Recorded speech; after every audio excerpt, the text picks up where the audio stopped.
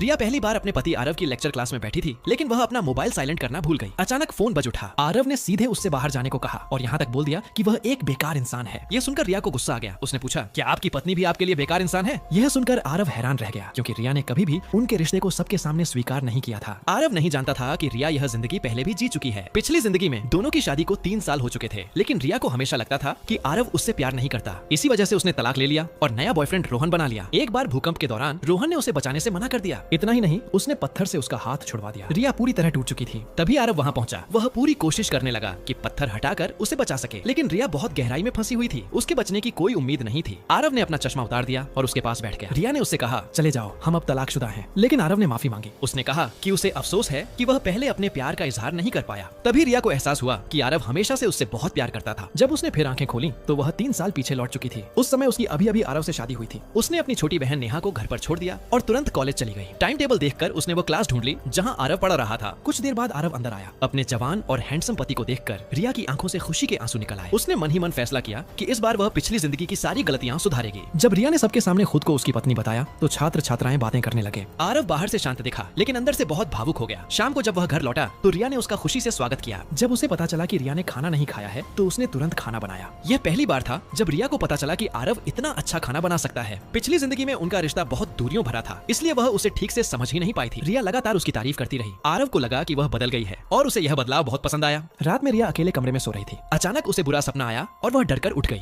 आवाज सुनकर आरव दौड़ता हुआ आया। रिया ने उसे कसकर पकड़ लिया और कहा, मुझे छोड़कर मत जाना। आरव ने उसे दिलासा दिया। धीरे धीरे वह शांत हो गई। तभी रिया को याद आया कि यह अच्छा मौका है अलग कमरे की आदत खत्म करने का। उसने आरव से कहा कि वह उसके साथ ही रहे। आरव ने उसे उठाया और बिस्तर पर लिटा दिया। रिया को लगा कि अब कुछ खास होने वाला है, लेकिन तभी आरव पास की कुर्सी पर बैठ गया।